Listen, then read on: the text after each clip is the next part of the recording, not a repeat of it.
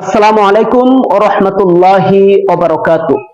সম্মানিত দর্শক, আমরা অনেকেই জানি না দোয়া কবুল হওয়ার কিছু সময় রয়েছে, যে সময়ে দোয়া করলে আল্লাহ তাআলা কখনোই আপনার দোয়া কবুল করা ছাড়া আপনাকে খালি হাতে ফিরিয়ে দিবে না।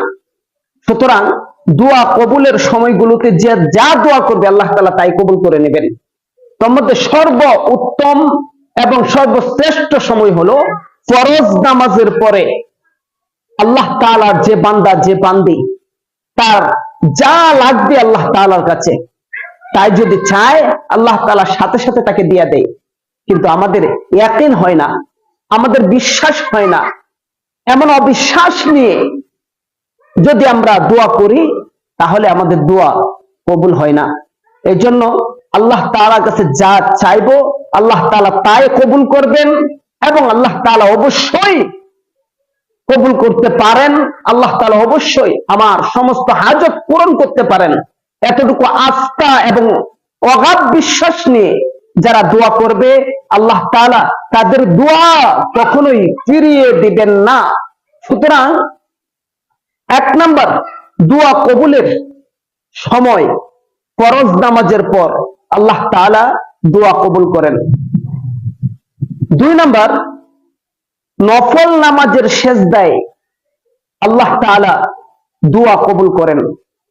আবার সুন্নত, ওয়াজিব, ফরজ এগুলার ক্ষেত্রে আপনি সেজদার মধ্যে অন্য কোনো দোয়া করতে পারবেন না। কিন্তু নফল নামাজ যখন পড়েন তখন সেজদায় যাওয়ার পরে যা ইচ্ছা আপনি তাই আল্লাহ তাআলার কাছে চাইতে পারেন, আল্লাহ তাআলা সাথে সাথে কবুল করে নেবেন। তিন নাম্বার, তাহাজ্জুদ নামাজের পর আল্লাহ তাআলা দোয়া কবুল করেন। আরেকটা কথা না বললেই নয়, তাহাজ্জুদ নামাজটা সাধারণ কোনো নামাজ নয়। আল্লাহ তাআলা ফরজ, সুন্নত, ওয়াজিবের পরে যে সমস্ত নামাজের মধ্যে আল্লাহ তাআলা সবচেয়ে বেশি খুশি হন তার মধ্যে শ্রেষ্ঠতম নামাজ হলো তাহাজ্জুদের নামাজ। আর আল্লাহ তাআলার সাথে যে নামাজের মাধ্যমে সবচেয়ে বেশি সম্পর্ক গড়ে সেই নামাজটাই হলো তাহাজ্জুদের নামাজ। সুবহানাল্লাহ, আলহামদুলিল্লাহ, আল্লাহু আকবার। তো তাহাজ্জুদের নামাজ সবাই পড়ার চেষ্টা করবেন। তাহাজ্জুদের নামাজ যে যত বেশি পড়বে আল্লাহ তাআলার সাথে তার তত বেশি সম্পর্ক গড়বে, মারিফতের দিকটা তার তত বেশি জাগ্রত হবে। যে তাহাজ্জুদ পড়বে না তার মারিফত বলতে কিছুই সে পাবে না। সুতরাং তাহাজ্জুদ নামাজের পর যে দোয়া করা হয় আল্লাহ তাআলা সেই দোয়া সাথে সাথে কবুল করে নেয়। চার নম্বরে, আজানের সময় যে দোয়া করা হয় সেই দোয়া আল্লাহ তাআলা সাথে সাথে কবুল করে নেন। এই জন্য আজানের সময় আমরা অনেকেই রয়েছি, যখন আজান পড়ে তখন দোকানের সম্মুখে বসে থাকি, যখন আজান পড়ে তখন নিজের ঘরে বসে থাকি, যখন আজান পড়ে কিছু মানুষ মসজিদে উপস্থিত থাকে, মাদ্রাসায় উপস্থিত থাকে, যখন আজান পড়ে বিভিন্ন সময় আমরা বিভিন্ন জায়গায় উপস্থিত থাকি। তবে আজানের সময়টাতে যখন আজান পড়ে যাবে, আজানের ডাক চলে আসবে, আজানের আওয়াজ আমার কানে চলে আসবে, তখন থেকে আর একটা কথাও বলবো না, আজানের জবাব দিব ইনশাআল্লাহ। এই আজানের জবাব এবং আজানের যে নির্দিষ্ট দোয়া রয়েছে সেই নিয়ে অবশ্যই আমাদের ভিডিও রয়েছে, আপনারা ভিতরে গেলে অবশ্যই ভিডিও পাবেন। তো এখানে আর আলোকপাত না করি, তো আজানের সময়টাতে যা দোয়া করবেন আল্লাহ তাআলা তাই কবুল করবেন।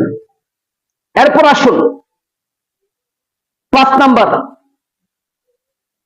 শুক্রবার আসরের নামাজের পর থেকে মাগরিবের নামাজের আগ পর্যন্ত আপনি যা দোয়া করবেন আল্লাহ তাআলা তাই কবুল করে নেবেন। শুক্রবার অত্যন্ত দামি দিন, আর এই শুক্রবার দিন আসরের নামাজের পর থেকে নিয়ে মাগরিবের নামাজের আগ পর্যন্ত আপনি আল্লাহ তাআলার কাছে শুধু চান। শুক্রবার দিন যারা চাকরি করে তারাও ফ্রি থাকে, আসরের নামাজ পড়ে একটা জায়গায় বসেন, বসে তাসবিহ তাহলিল পাঠ করে আল্লাহ তাআলার কাছে দোয়া করুন। আপনি যা চাইবেন আল্লাহ তাআলা তখন তাই কবুল করে নেবেন। 6 নাম্বার, বৃষ্টির সময় যে ব্যক্তি দোয়া করে আল্লাহ তাআলা তার দোয়া কবুল করে নেয়। এখন তো আমরা দেখা গেছে যে বৃষ্টি যদি আসে তাহলে আমরা নাকে তেল দিয়ে ঘুমাই, বৃষ্টি যদি আসে তাহলে আমরা লুডো খেলতে পছন্দ করি, দেখা যায় অনেক যে বৃষ্টি আসতেছে, আজকে 3 দিন একাধারে বৃষ্টি, দোকান থেকে একটা লডু কিনে নিয়ে আয়। আর যাদের ফোন আছে তারা তো ফোনেই লডু সফটওয়্যার চার্জ দিয়ে নামিয়ে এরপর মোবাইলে সময় নষ্ট করে। কিন্তু রাসূল আকরাম সাল্লাল্লাহু আলাইহি ওয়াসাল্লাম আকাশের অবস্থা খারাপ দেখলেই, আকাশ মেঘাচ্ছন্ন দেখা মাত্রই উনি ঘর থেকে বাহির হয়ে ওযু করে মসজিদের ভিতরে যে নামাজে দাঁড়িয়ে যেতেন। আল্লাহু আকবার।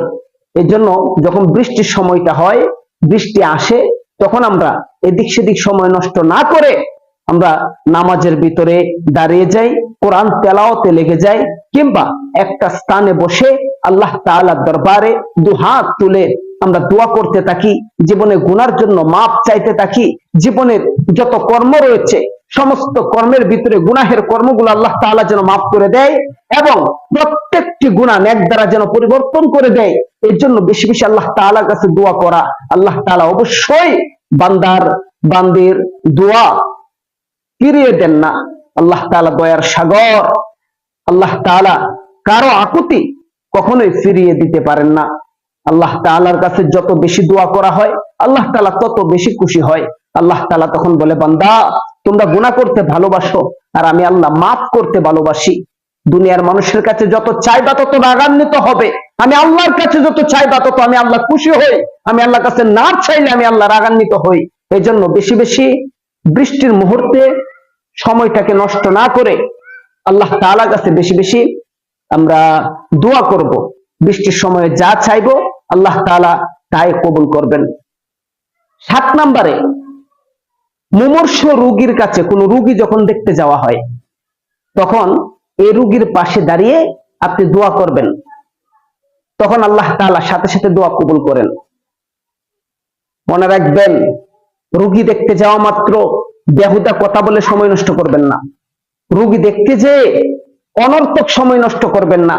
মুমূর্ষ রোগী দেখতে যাওয়ার সময় তার পাশে দাঁড়িয়ে আপনি যে দোয়া করেন সেই দোয়া আল্লাহ তাআলা সাথে সাথে কবুল করবেন। 8 নম্বরে, দান সদকার পর যদি দোয়া করেন আল্লাহ তাআলা সেই দোয়া কবুল করেন। দান সদকা করার মাধ্যমে আল্লাহ তাআলা আপনার প্রতি খুশি হয়। যত বেশি দান সদকা করবেন আপনার প্রতি আল্লাহ তাআলা খুশি হয়ে যাবেন। আর খুশি হওয়ার পরে আপনি যা চাইবেন আল্লাহ তাআলার কাছে আল্লাহ তাআলা আপনাকে তাই দিবেন। 9 নম্বরে, মায়ের দোয়া সাথে সাথে কবুল হয়। মায়ের দোয়া সাথে সাথে কবুল হয়। এই জন্য মায়ের সাথে এমন আচরণ করো যে আচরণের মাধ্যমে মার 24টা ঘন্টা মা দিলের ভিতরে তুমি জাগ্রত থাকো। আর মায়ের দিলের ভিতরে যে সন্তান বাস করে 24 ঘন্টা মায়ের দোয়া তার জন্য কবুলিয়াত হিসাবে লাগতে থাকে। মা মনে মনেও যদি কোনো সন্তানের জন্য, মনে মনে প্রকাশ্যে না, মনে মনে যদি কোনো সন্তানের জন্য বিরক্তিকর বোধ মনের ভিতরে আসে, তারপরে ওই সন্তানের জীবন ধ্বংস। আর দিলের ভিতরে যদি, মায়ের দিলের ভিতরে কোনো সন্তানের প্রতি যদি বিন্দু পরিমাণ প্রশান্তি সৃষ্টি হয়, ভালোবাসা সৃষ্টি হয়, কিংবা তার প্রশংসা দিলের ভিতরেও আসে, জবান দিয়ে উচ্চারণ না করলো দিলের ভিতরে প্রশংসা জাগতেছে, এই দোয়াটাও আল্লাহ তাআলা কবুল করে নেই সন্তানের জন্য। 10 নাম্বার, কোরআন খতমের পর যে দোয়া করা হয় সেই দোয়া সাথে সাথে কবুল। আমরা আবার অনেক সময় ভাবি কোরআন খতমের পর নির্দিষ্ট কোনো দোয়া আছে কিনা। না, কোরআন খতমের পর নির্দিষ্ট কোনো দোয়া নেই। কোরআন খতমের পর এই দোয়াটাই পড়তে হবে এমন কোনো বাধ্যগত বিষয় নেই। কোরআন খতমের পর আপনি যে কোনো দোয়া পড়তে পারেন। কোরআন খতমের পর আপনি যা ইচ্ছা তাই চাইতে পারেন, এর মধ্যে কোনো সীমারেখা নেই। আল্লাহ তাআলা আমাদের সবাইকে দোয়া কবুলের 10টি মুহূর্ত মনে রাখার তৌফিক দান করুন। আমিন। ওয়া আখির দাওয়ানা আলহামদুলিল্লাহি রাব্বিল আলামিন।